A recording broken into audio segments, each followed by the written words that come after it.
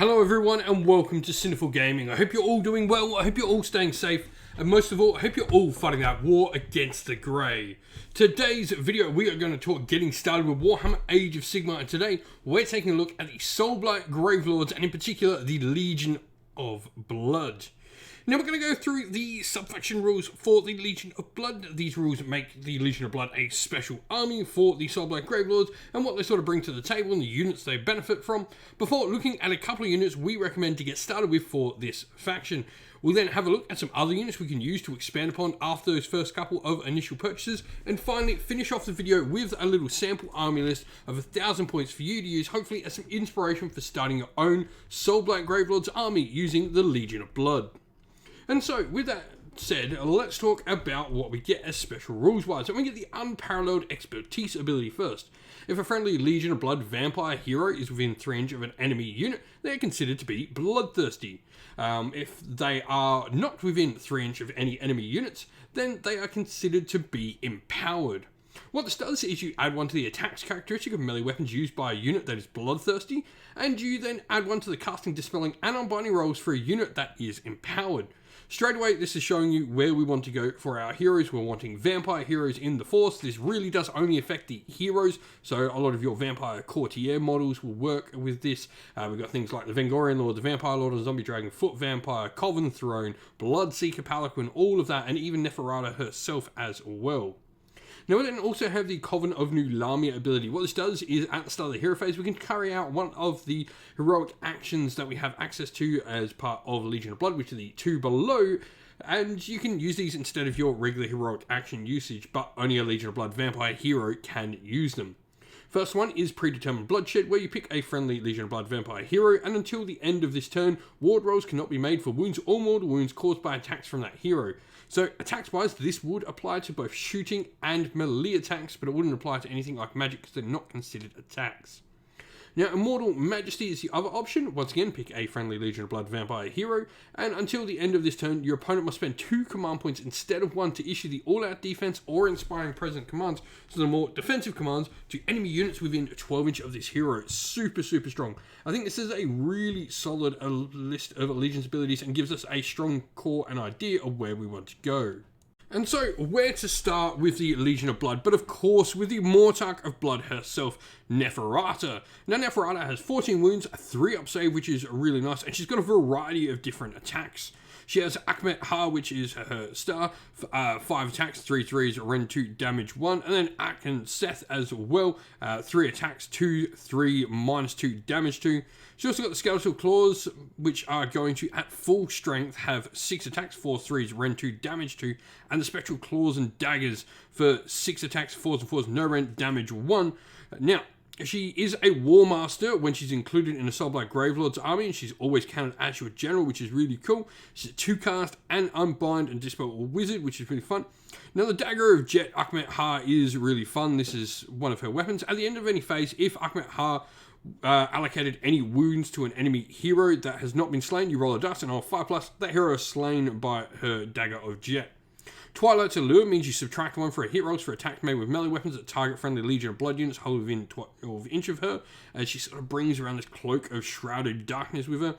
Now, she is the Mortarch of Blood as well, so at the end of deployment, before determining control of objectives, you can pick up to 3 friendly Legion of Blood units on the battlefield. First, remove this unit from the battlefield and set up wholly within your territory, then remove all of those units and set them up wholly within your territory again. So some really cool fake-out abilities with her movement there.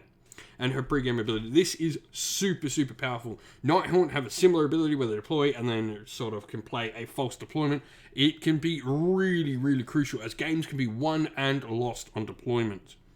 Now, the Hunger is just where she will heal some wounds if she causes damage, and then she's also got her own War Scroll spell called Dark Mist, where you can effectively make units ethereal, which is really fun. Now, joining her to start with, we're going to talk about Black Knights. First of all, Black Knights do become battle-line if you're playing in the Legion of Blood. The narrative-wise, these are her knights, which are really cool. There's a whole bunch of story. I'm actually reading through the Neferata, Mortarch of Blood, and Legion of Bone stories at the moment, and her Black Knights are sort of crucial to her entire story and her entire kingdom staying together. But the Black Knights, they have a few cool rules. So the big one is going to be their Deathly Charge, where after this unit makes a charge, you pick an enemy unit within an inch of this unit, and you roll 2 dice for each model in this unit. For each 5+, the target will suffer a mortal wound. So 5 of these models can roll 10 dice and potentially do some mortal wounds. Large units of Black Knights can certainly be nice, but even smaller units can definitely do some damage. They do have a 5-up save, 2 wounds. I think awfully survivable there, but you know, they are going to put out 4 attacks each with generally 4s or 3s and 4s to wound with damage 1. And not a lot of rend on them, but some mortal wound dealing ability and some decent movement there with 12-inch move is pretty fast for a Death Army. Now where to look next, but of course with the Death Rider Skeletons, we need some more bodies in the force. Death Rider Skeletons, I think, are a really nice unit. They fit sort of the narrative theme of the Legion of Blood, where it's Courtiers, a vampire, and a skeleton entourage. Death Rider Skeletons are another battle line unit, but they are pure battle line at all times. 1 wound, 5-up save, movement 4, bravery 10, as you would expect from a death unit. They've got 1 attack each, 4s and 3s, no rend, damage 1, though they do improve the rend characteristic of their weapons by 1 if they ever outnumber their opponents that they're fighting. On top of that, at the start of the combat phase, you roll a dice for each slain model in this unit. On 4+, the model is returned to the unit. Now joining this, we then have the Vampire Lord, which is one of the obvious hero choices we're going to look at because it's going to benefit our force so much. The Vampire Lord can fly because it effectively turns into bats, as you can see in its hair there. 1 cast and Unbind Wizard. It's got the hunger so it can heal when it deals some damage. But it also has Crimson Feast, where once per turn at the start of the combat phase you pick a friendly Soulblight Gravelords summonable unit wholly within 12 inches of this unit, and you add 1 to your attack's characteristic. This is really cool. It's not a command in any way. It just gets to pick a unit nearby and do some extra attacks with them. Now the Vampire Lord on Zombie Dragon is certainly another option we can go with. This is effectively going to give us a nice, powerful, heavy-hitting piece to go along with Neferata.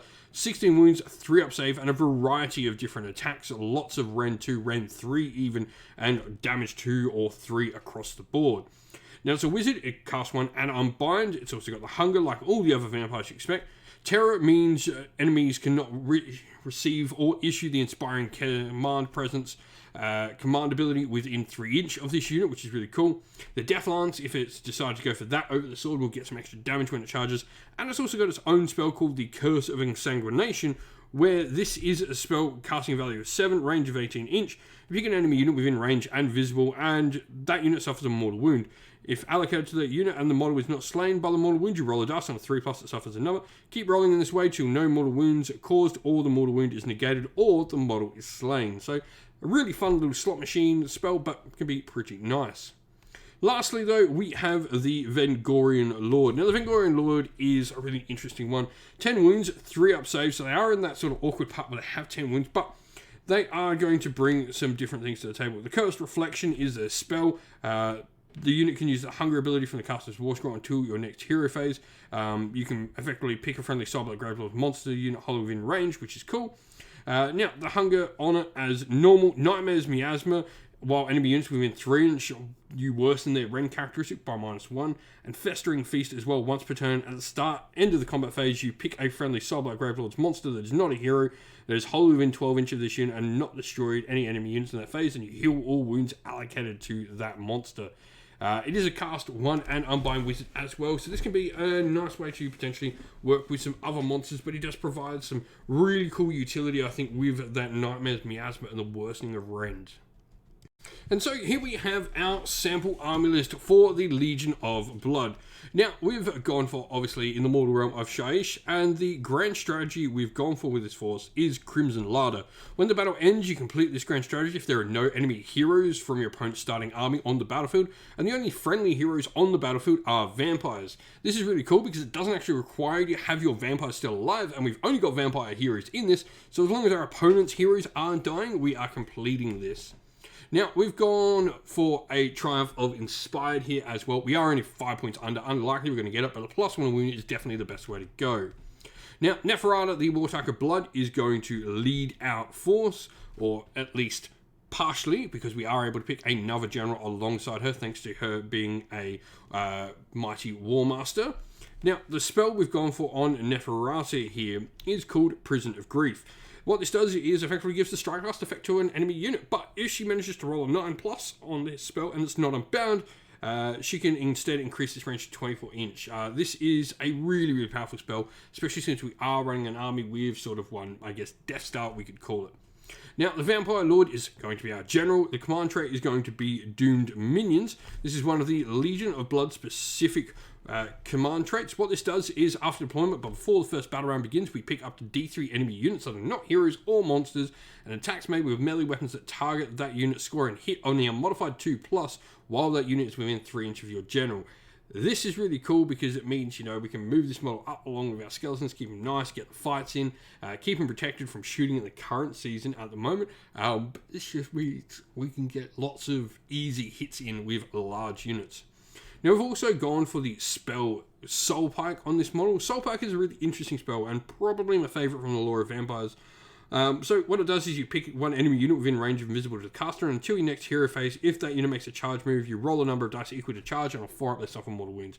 It's effectively just meaning our opponent's units are having to think about when they want to declare charges. We can do some mortal wounds. A nice sort of conundrum for your opponent to have to make. And then the artifact we've picked here is the Cloak of Mist and Shadows. We ignore positive and negative modifiers for our saves on a 3-up save base. Pretty nice. Especially the champion in the current season, Stubborn as a Rhino, counting this model as 10 models, especially when it's going to be teaming up with our 30 Death Rattle skeletons that we've reinforced twice there. This is going to be a really hard to shift block on the table. We've then got 2 units of 5 Black Knights rounding out our force, everything in a battle regiment, meaning we are a 1-drop force as well.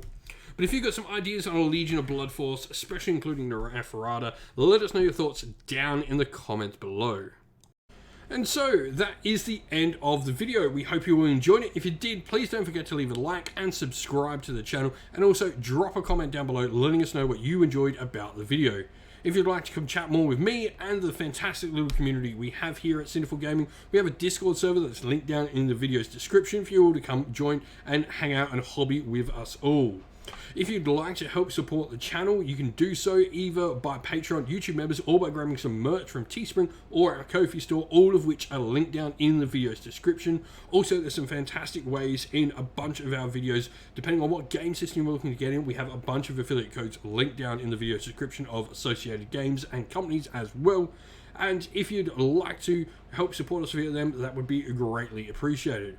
As a special thank you to our Patreons and YouTube members, we'd like to give you all a shout out for your continued support. So thank you to our Patreons, Christian Weir, Soren, Kenny Lau, Outer on Shot First, Andrew Bowen, Cure Dynamic, JJ Austrian, Average Wargamer, Domir, Mark Harvey, James Cater, Benjamin Suarez, Red Martin, Iron Grinch, Colorblind Magic, Grimscold, and Andy C. And to our YouTube members, Green Roots Gaming, Ronya, Lockloric, The Johnny84, David Ellsworth, Wolfric Nick, Broken Chef, Ariana Edwards, Revenar, Pink Nico Fire, Robin Mankiller, Monty's Tabletop Terrain, Davis Weir, James Tillman, Gargamel196, and Disco. A massive thank you to all of you for your continued support.